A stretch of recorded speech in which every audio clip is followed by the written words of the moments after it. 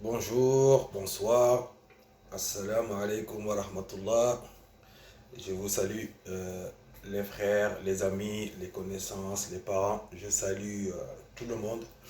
Donc, le temps est fini pour nous de penser performance, terrain, tout ce qui est entraînement, prouver, pas prouver, réussir, pas réussir, marquer des buts, bien défendre, jouer dans des grands clubs. Tout ça, chers amis, est derrière nous. Par contre, euh, nous devons de rester concernés, rester au service des petits frères, au service de nos populations, au service de nos compatriotes jeunes, nos frères musulmans, catholiques, croyants, athées. En fait, tous les jeunes qui rêvent de devenir footballeurs professionnels, notamment les Africains qui sont, je pense, à mon avis, plus en difficulté. Donc nous allons partager nos expériences sur des vidéos. On va pas tout faire d'un coup, mais on va faire des vidéos très courtes ou peut-être moyennes de 10 minutes maximum, histoire de vraiment partir sur quelque chose de concret qui est un projet social, c'est-à-dire éducatif et préventif. Comment faire pour éviter les arnaques dans le football? Comment faire pour préparer nos jeunes frères à mieux appréhender leur voyage pendant des tests? Comment faire pour donner des billes aux petits frères pour réussir surtout les tests? On en a marre. On en a marre. On en a marre de voir des gens s'enrichir sur le dos des familles pauvres, que ce soit en Afrique, en Asie ou même en Europe. Parce qu'en Europe aussi, les parents n'en peuvent plus. Donc nous, on ne se sacrifie pas, parce qu'une vie ne se sacrifie pas. On a des enfants, on a des parents, on a une famille. On se doit de respecter la vie qu'Allah nous a donnée. Donc on ne va pas la sacrifier. Par contre, on va se mettre au service de la société, au service de la Ummah islamique, au service de l'humanité pour justement faire en sorte que notre vie d'ici-bas soit productive aux yeux d'Allah et qu'Allah nous récompense à travers cette action, Inch'Allah. Donc, je vais commencer par dire dans un premier temps que je ne suis personne. Je ne maîtrise pas grand-chose. Je ne suis pas un vendeur de rêves, je ne suis pas le sauveur de l'humanité. Je suis Jacob, le grand frère, le petit frère, l'oncle, le papa, etc., etc. Et si vous voulez, Yacouban Khaï, le frère, l'ami, l'ancien footballeur qui compte à partir d'aujourd'hui mettre au service de ses petits frères, au service de tous les jeunes footballeurs qui rêvent de devenir professionnels, les aider, Inch'Allah, gratuitement. Je ne demande rien à personne.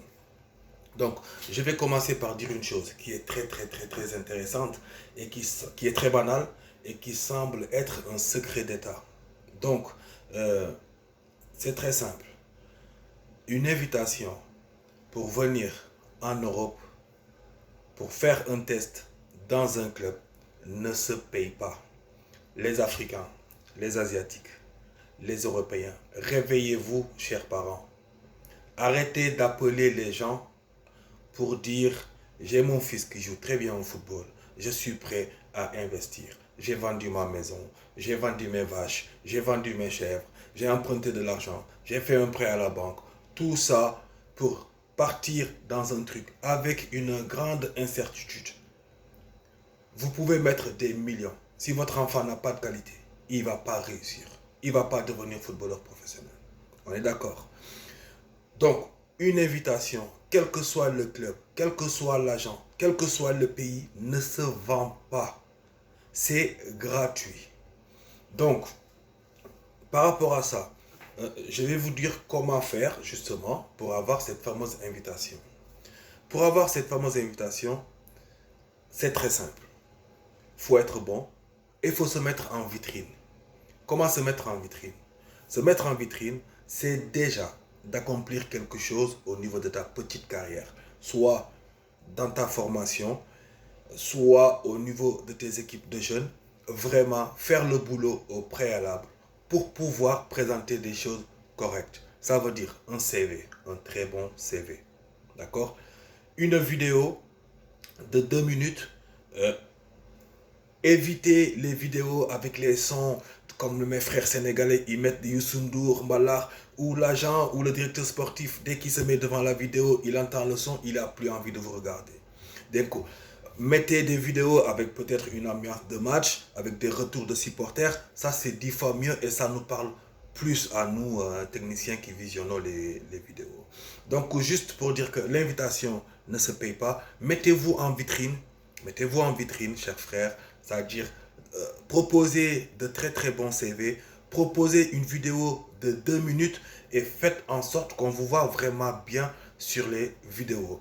Alors, qu'est-ce qui doit figurer dans votre vidéo? Si vous êtes gardien de but, mettez en visuel vos sorties aériennes, mettez en visuel vos interventions au pied, mettez en visuel votre jeu au pied, mettez en visuel par exemple les 1 contre 1, mais arrêtez, je vois aussi des frères. Chaque fois qu'on demande une vidéo, ils nous montrent 2-3 dégagements à la One Again Madanda et croyant que ça va finir. Malheureusement, ça va pas suffire.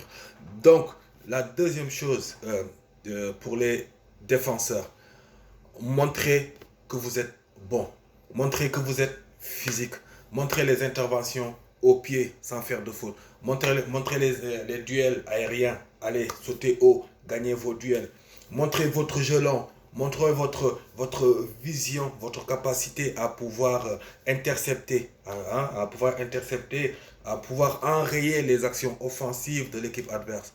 D'accord? Et surtout, votre lecture de trajectoire. Aujourd'hui, avec le football moderne, un défenseur qui sait pas lire le jeu long de notre adversaire ne pourra malheureusement pas évoluer au plus haut niveau. Si vous êtes milieu de terrain, montrez votre faculté à pouvoir récupérer des ballons, à pouvoir jouer très vite vers l'avant, à pouvoir gagner vos duels, à pouvoir trouver les passes vers l'avant et surtout les passes en oblique.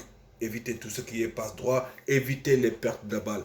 Arrêtez de proposer des vidéos où vous perdez des ballons. Il n'y a aucun directeur sportif, il n'y a aucun mec qui va vous prendre. Si vous perdez des ballons au milieu, c'est très dangereux.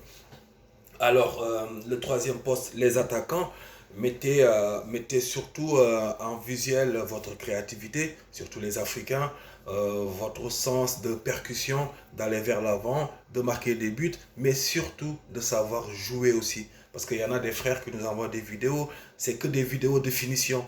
On voit le gars, on lui fait une passe devant le but et intérieur du pied, extérieur du pied, ça suffit pas les gars. Ça suffit pas les gars. Donc montrez-vous, décrochez, prenez le ballon, retournez-vous, faites jouer les autres. Ça peut aider pour avoir une bonne vidéo. Donc la deuxième chose, c'est bien sûr les visas. Après avoir obtenu l'invitation, il y en a qui payent beaucoup pour obtenir un visa. Un visa ne se paye pas. Dans n'importe quelle ambassade, il suffit d'acheter un timbre, de faire la queue, d'appeler pour avoir un rendez-vous et aller avec les documents que le club vous envoie pour aller déposer un visa. Donc, ce dossier-là, il n'y a rien de compliqué. Il y a l'invitation, l'attestation de prise en charge, une lettre de motivation du club, une lettre de motivation du club de chez vous qui s'appelle une lettre de libération DEFA, l'autorisation parentale, ça suffit. Avec ça, un passeport en due et bonne forme suffit largement pour obtenir votre visa, pour venir faire des essais. Bon courage, bonne chance. Nous allons faire une deuxième vidéo pour justement compléter cette vidéo et vous dire comment réussir les essais. Nous ne maîtrisons pas tout, on ne sait pas tout, mais par contre, de par nos expériences et de l'expérience de nos frères de gauche à droite, nous savons à peu près qu'est-ce qu'un joueur doit mettre en pratique pour réussir ses essais. Chers frères et sœurs, chers parents, chers footballeurs, je vous dis à très bientôt pour cette suite de cette vidéo. Merci, excusez-moi de bugger. C'est très difficile de communiquer comme ça en direct. Je vous remercie et je vous dis à demain, Inch'Allah.